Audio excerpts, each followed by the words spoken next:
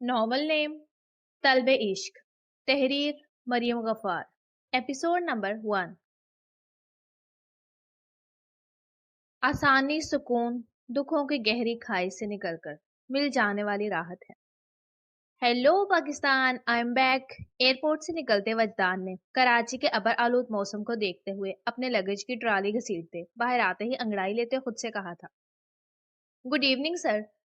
سامنے کھڑے پروکار شخص کو دیکھتے صابر نے جلدی سے اس کے پاس بھاگ کر آتے ہوئے اسے ایوننگ وش کی تھی، جو بلیک سوٹ کوٹ میں ملبوس بالوں کو اچھے سے جیل سے سیٹ کیے ہوئے تھا۔ چہرے پر محسوس کی جانے والی سختی تھی، پر وہ لبوں پر نرم سے مسکراہٹ سجائے ہوئے تھا۔ صابر، یہاں قریب قریب کوئی نیو کیفے کھلا ہے؟ صابر کی گڈ ایوننگ وشنگ پر وہ گردن کو ہلکا سا خم دیتا اپنے لگیج کی ٹرالی اس کے سپرد کرتے ہوئے موبائل فون پر نظر جمائے گویا ہوا تھا، جی سر یہی پاس میں ہے، پر آپ کو کیسے پتا؟ پورے 3 سال بعد وہ پاکستان لوٹا تھا اور اس کے منہ سے 2 ماہ پہلے کھلے کیفے کا سن کر صابر حیران ہوا تھا۔ کیوں، مجھے پتا نہیں ہو سکتا کیا؟ صابر کے سوال پر وجدان کی تیوری پر بل پڑے تھے۔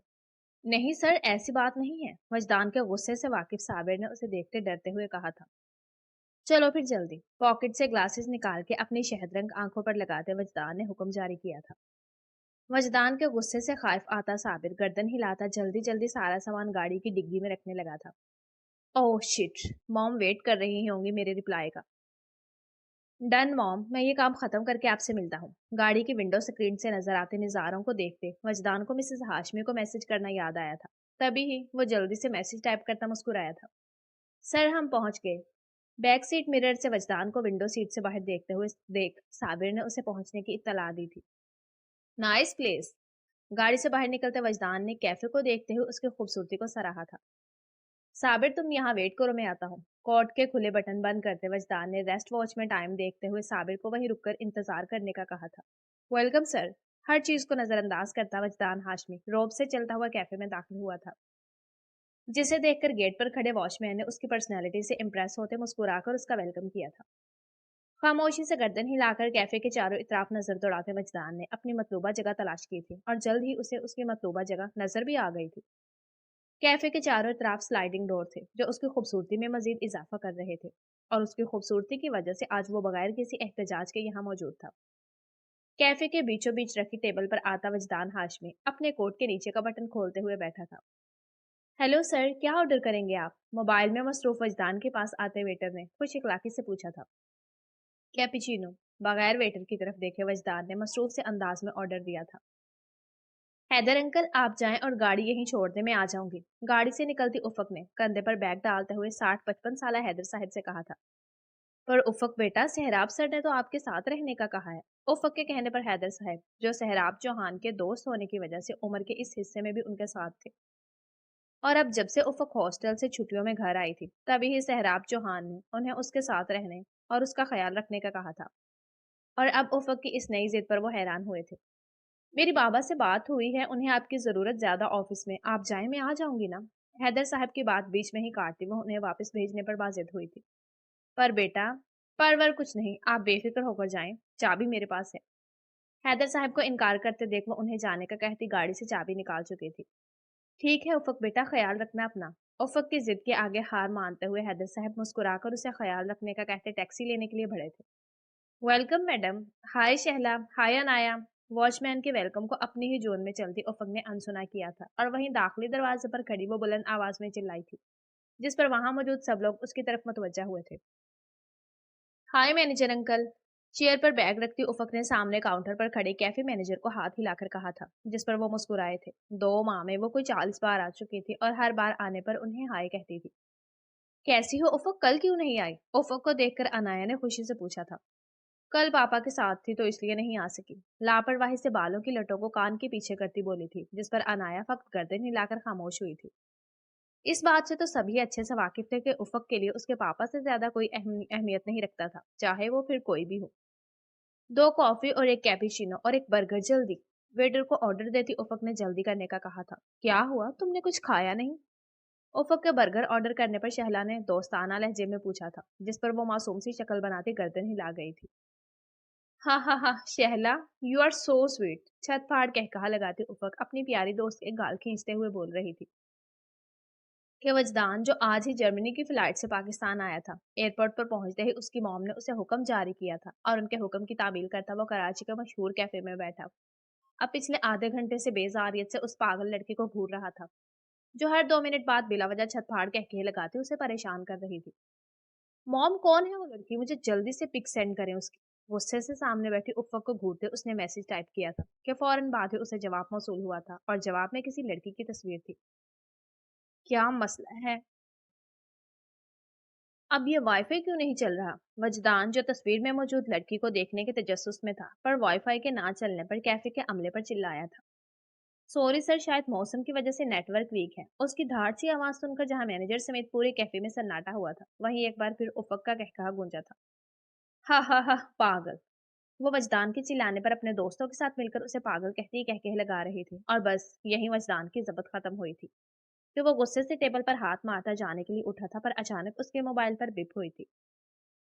ای پاکٹ سے موبائل نکال کر دیکھنے پر وہ تصویر میں موجود لڑکی کو دیکھ ماتھے پر شکن ڈالے خود سے مخاطب ہوا تھا اور مڑ کر بغور افق کو دیکھا تھا جو یلو شرارہ نما جینز کے ساتھ بلیک کلر کی ٹی شرٹ پر ڈارک گرین شرٹ جس کے بٹن وہ کھلے چھوڑے اپنے سنہری بالوں کا میسی جوڑا بنائے آنکھوں پر فل سائز ہارٹ شیپ کے گلاسز لگائے اسے دوسری مخلوق لگی تھی۔ اس میں کوئی شک نہ تھا کہ وہ خوبصورتی کا منہ بولتا ثبوت تھی۔ چمکتی گوری رنگت پر بڑی بڑی رنگ بدلتی آنکھیں، چھوٹی سی ناک گلابی رنگ اور بے وجہ چھت پھاڑ کہکہے لگانے پر اس کے دونوں گالوں پر نمایاں ہوتے ڈمپل جو وہاں موجود ہر شخص کو اسے دیکھنے پر مجبور کر رہے تھے۔ اس کی خوبصورتی کی وجہ سے ہی وہ کیفے میں موجود ہر شخص کی نگاہ کا مرکز بنی ہوئی تھی، یہاں تک کہ وجدان ہاشمی کو بھی اپنی طرف مائل کر رہی تھی۔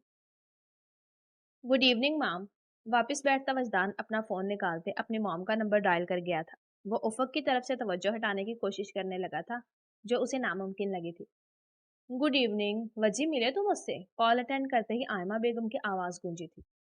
نہیں نہ، مجھے ملنا ہے مام۔ آپ کو نہیں لگتا یہ کچھ زیادہ ہی بڑھیا اور بہت ہی فیشنیبل ہے؟ آئمہ بیگم کی بات سمجھتے وہ لفظوں کو چبا کر کہتا آئمہ بیگم کو حیران کر گیا تھا۔ بڑی؟ او وجی مائی بوائے، تمہیں اس کی عمر سے کیا لینا دینا؟ بس اسے اپنا ٹارگٹ سمجھو اور شیر کی طرح اسے اپنے شکنجے میں پھنسا لو۔ وہ اس کی بڑی کہنے کی وجہ سمجھتی، اسے سب باتیں اگنور کرنے کا کہتی، صرف اپنے کام پر دھیان دینے کا کہہ کر مسکرائی تھی۔ موم پھر بھی یہ بہت چھوٹی ہے، سوچ کر دیکھیں اس کی کوئی بڑی بہن نہیں ہے کیا؟ آئمہ بیگم کی بات سے متفق نہ ہوتا وجدان افق کا بغور جائزہ لیتا ہوا بول رہا تھا جو اسے دیکھنے میں تقریباً 16-17 سال کی بچی لگی تھی۔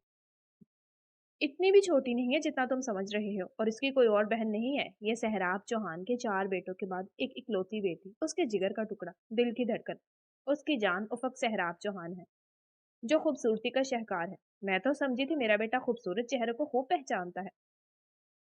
وجدان کی بات پر وہ لہجے میں حقارت لیے اسے افق کا پورا تعارف بتاتی، آخر میں وجدان کی خوبصورتی کو ترجیح دینے کی عادت یاد کرواتی، مکرو کہکہا لگاتی ہنسی تھی۔ اس کا تو سب کو ہی اچھے سے علم تھا کہ وجدان ہاشمی ہمیشہ سے ہی خوبصورت چہروں اور چیزوں کو ہی ترجیح دیتا آیا تھا۔ آئمہ بیگم کی باتوں اور لہجے پر غور کیے بغیر وجدان اس خوبصورت معصوم سی لڑکی کو دیکھ رہا تھا جو اپنے دوستوں کے ساتھ کافی پیتی، خود پر پڑتی ہر شخص کی نظروں کو نظر انداز کیے ہوئے تھی۔ ویٹر! خود کو پرسکون کرتے وجدان نے ویٹر کو آواز لگائی تھی۔ ایک گلاس ٹھنڈا پانی۔ افق کو دیکھتے وجدان نے پانی کا جگ پاس رکھے ہونے کے باوجود اسے ٹھنڈے پانی کا آرڈر دیا تھا جس پر ویٹر کو اس کی ذہنی حالت پر شک گزرا تھا، پر وہ گردن نفی میں ہلاتا ہوا واپس مڑا تھا۔ ہیلو بھائی! اپنے دوستوں کے ساتھ باتوں میں مصروف افق کا دھیان اس کے بجتے فون نے اپنی طرف کھینچا تھا۔ اسکرین پر بلنک ہوتے عاطف کا نام دیکھ کر وہ خوش ہوئی تھی۔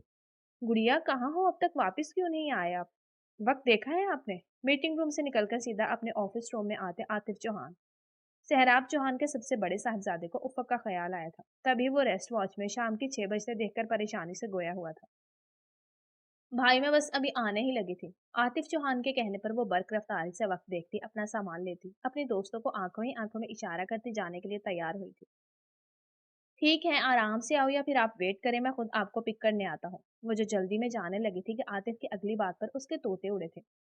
نہیں بھائی، اس کی ضرورت نہیں ہے، میں بس ابھی 10 منٹ میں آ جاؤں گی، آپ جب تک آئیں گے وقت زیادہ لگ جائے گا۔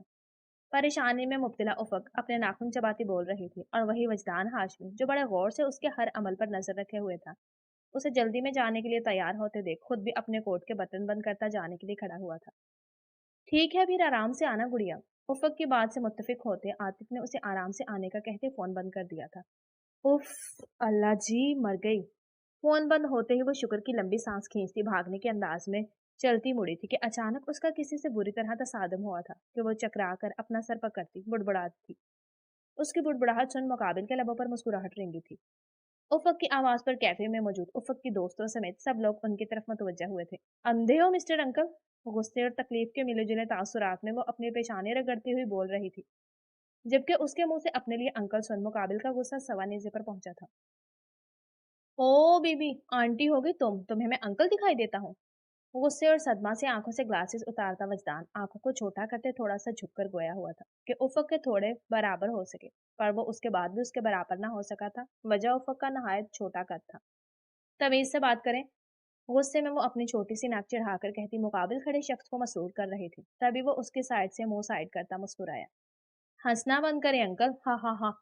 उसे हंसते हुए देखकर उफक ने उसके सामने आते उसे हंसने से मना किया था, पर मुकाबिल उसे चिढ़ाने की खातिर और ज्यादा जोर से हंसा था। और बस यहीं उफक की इंतहा हुई थी और हाथ में पकड़ा कॉफी केन उसके ऊपर फेंक गई। बदतमीज लड़की, ये क्या किया तुमने? उफक के इस अचानक कार्रवाई पर तैयार न होते वजदान हाशमी ने अपनी शहदरंग आंखें फैलाते उसे गुस्से से घूरा था। तुम बदतमीज? मुकाबिल के गुस्से से लाल होती आंखों से आंखें मिलाती उफक ने दूबदू कहती दो कदम पीछे हुई थी। दिल मुकाबिल की सुर्ख आंखों से खौफजदा हुआ था। जानती नहीं हो कौन हूं मैं? दांत दबाकर कहता वजदान हाशमी उसकी सिमत भरा था। मत मुझसे उलझ यार, बस इतना सा समझ ले, जो खुद को मयसर नहीं वो नायाब तो होगा। तुम भी नहीं जानते मैं कौन हूँ? मुकाबिल के गुस्से से अनजान उफक ने अंगुश्ते शहादत उठाकर उसे कहा था, और यही शायद उसकी गलती हुई थी जब अचानक ही वजदान ने सख्ती से उसकी उंगली पकड़ते मरोड़ी थी।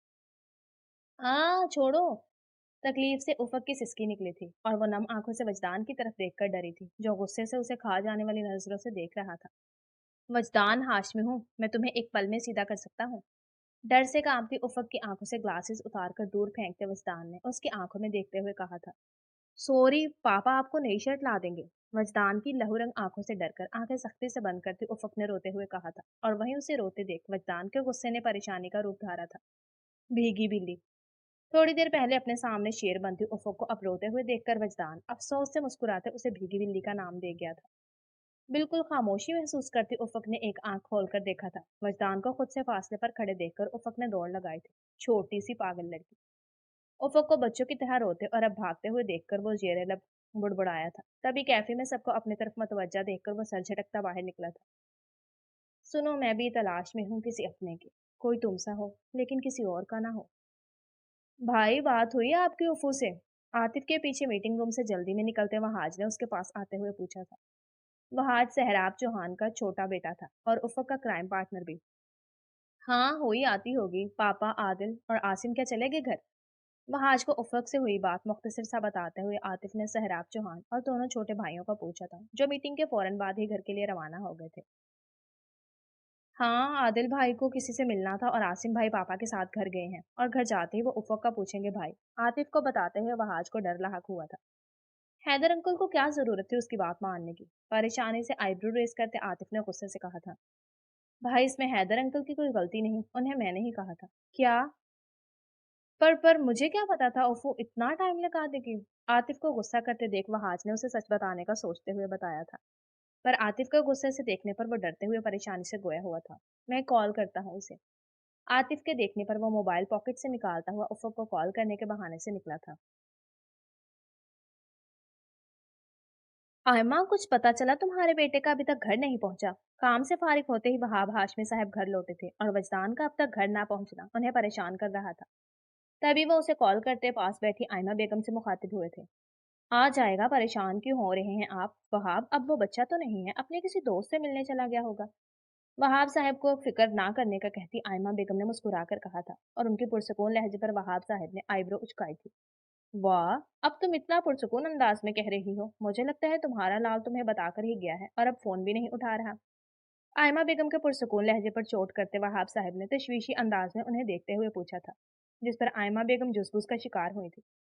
नहीं, मेरी भी उससे बात नहीं हुई, उसका नंबर ही नहीं लग रहा। आप खुद ही तो देख रहे हैं मौसम, शहर के हाल। वहाब साहब की बात पर बर वक्त खुद को संभालती आयमा बेगम ने सफाई से झूठ बोला था। चलें, फिर तो साहबजादे का इंतजार करना ही पड़ेगा। आयमा बेगम की बात पर यकीन करते वहाब साहब ने फोन बंद करते बालों में हाथ डालकर कहा था। وجدان ہاشمی وہاب ہاشمی صاحب کا اکلوتا بیٹا، ان کی یہ بیجا دولت کا وارث، ان کی محبت کی نشانی کے ساتھ ساتھ ان کے جینے کی وجہ بھی تھا۔ آخر کو اب وہی تو بچا تھا ان کے پاس۔ ہاشمی صاحب کی فیملی میں کل 3 ہی لوگ تھے، آئمہ بیگم، ان کی بیوی اور ایک بیٹا۔ 50 سال کی عمر میں بھی اپنی عمر سے کئی سال کم لگنے والے وہاب صاحب نے اپنی قابلیت اور محبت سے ہاشمی امپائر کھڑا کیا تھا کہ جہاں وہ نہ ہو وہاں لوگ خود کو بے کسد سمجھتے تھے۔ وجہ تھی ان کی نرم دلی اور لوگوں کا احساس کرنا، ان کی امداد کرنا۔ وہ ہر سال اپنے سال بھر کی کمائی خدا کی راہ میں دے دیتے تھے اور ان کی اسی سخاوت پر آئمہ بیگم ہمیشہ ہی ان سے خفا نظر آتی تھی۔ کیا سوچ رہی ہو؟ خاموشی سے ہاتھوں پر نیل پینٹ لگاتی آئمہ بیگم کو دیکھتے ہوئے وہاب صاحب نے پوچھا تھا۔ کچھ نہیں، یہی سوچ رہی ہوں وجی اب تک آیا کیوں نہیں؟ وہاب صاحب کی طرف متوجہ ہوتی آئمہ بیگم نے فکر سے کہا تھا۔ پریشان نہ ہو، آ جائے گا، بچہ تھوڑی ہے وہ۔ آئمہ بیگم کے پریشان ہونے پر انہیں ان کی ہی بات لوٹاتے وہاب صاحب مسکرائے تھے۔ وہاب، آپ بھی نہ؟ ناراضگی سے ان کے کندھے پر ہاتھ مارتی آئمہ بیگم مسکرائی تھی۔ ایسے ہی مسکراتی رہا کرو آئمہ، تم ہنستی ہوئی زیادہ خوبصورت لگتی ہو۔ آئمہ بیگم کو مسکراتے ہوئے دیکھ وہاب صاحب ان کی اس عمر میں بھی قائم کردہ خوبصورتی کی دل سے تعریف کرتے ہوئے بولے تھے۔ وہ تو میں ہمیشہ ہی لگتی ہوں۔ وہاب صاحب کے تعریف کرنے پر اٹھلاتی ہوئی آئمہ بیگم نے ایک ادا سے اپنے کندھے پر آئے بال پیچھے جھٹکے تھے۔ میں سوچ رہا ہوں کیوں نہ کہیں گھومنے چلیں؟ آئمہ بیگم کا ہاتھ پکڑتے وہاب صاحب نے انہیں دیکھ کر کہا تھا۔ بڑی جلدی نہیں خیال آ گیا آپ کو؟ ابھی وجی آنے والا ہے، ہم گھومنے جاتے اچھے لگیں گے۔ وہاب صاحب کے ہاتھ سے اپنا ہاتھ چھڑواتی آئمہ بیگم نے شوخی سے مسکراتے ہوئے کہا تھا، جس پر وہاب صاحب نے پرسوچ انداز میں گردن ہلائی تھی۔ السلام علیکم پاپا۔ السلام علیکم عاصم بھائی۔ پانی دو پاپا اور بھائی کو۔ آفس سے لوٹتے سہراب صاحب اور عاصم کو دیکھ کر کچن سے نکل کر آتے مشل، سہراب چوہان کے بڑے بیٹے عاطف کی زوجہ مشل۔ اس نے خوش دلی سے سلام کرتے پیچھے ملازمہ کو پانی دینے کا کہا تھا۔ افق کہاں ہے مشل بیٹا؟ پانی کا گلاس لیتے سہراب صاحب نے گھر کی چاروں طرف نظر دوڑاتے ہوئے پوچھا تھا۔ پاپا وہ اپنی ایک دوست کی طرف گئی تھی، آتی ہوگی۔ مشل کو جس بات کا ڈر تھا آخر وہی ہوا تھا، پر وہ عاطف کا کہا دہراتی مسکرائی تھی۔ بھابھی اب تک آئی نہیں گڑیا؟ ریسٹ واچ میں ٹائم دیکھتے عاصم نے سوالیہ نظروں سے مشل کو دیکھا تھا، جس پر وہ اسے آنکھوں میں نہ کر گئی تھی۔ شام کے 7 بج گئے ہیں اور افق گھر نہیں آئی، کس کے ساتھ گئی ہے وہ؟ افق کی گھر میں غیر موجودگی کا سن کر سہراب صاحب پریشان ہوئے تھے۔ پاپا حیدر انکل گئے تو ہیں اس کے ساتھ۔ سہراب صاحب کو پریشان ہوتے دیکھ عاصم نے انہیں تسلی دینی چاہی تھی جو ناکام ٹھہری تھی۔ نہ، حیدر کو تو میں ابھی آفس میں دیکھ کر آ رہا ہوں، تم عاطف کو کال کرو اور کہو افق کے بغیر گھر نہ لوٹے۔ عاصم کے جھوٹ کو پکڑتے سہراب صاحب نے اسے عاطف کو کال کر کے افق کو ساتھ لے کر آنے کا کہا تھا اور خود غصے سے اپنے کمرے میں جانے کے لیے سیڑھیاں چڑھ گئے تھے۔ عاصم بھائی، پاپا تو بہت غصے میں ہیں، سہراب صاحب کو جاتے دیکھ مشل ڈر سے جھنجھلائی تھی۔ سہراب صاحب کے غصے سے تو سبھی واقف تھے۔ اللہ خیر کرنے والا ہے بھابھی، عاطف کو میسج ٹائپ کرتے عاصم نے مختصر کہا تھا۔ جاری ہے۔ ڈیئر ریڈرز اینڈ لسنرز، کیسی لگی آپ کو فرسٹ ایپیسوڈ؟ کمنٹس میں ضرور بتائیے گا۔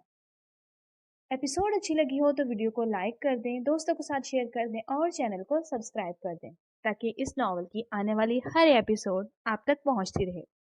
کل ملتے ہیں ایک نئی ایپیسوڈ کے ساتھ، تب تک کے لیے اپنا خیال رکھیے گا۔ اللہ حافظ۔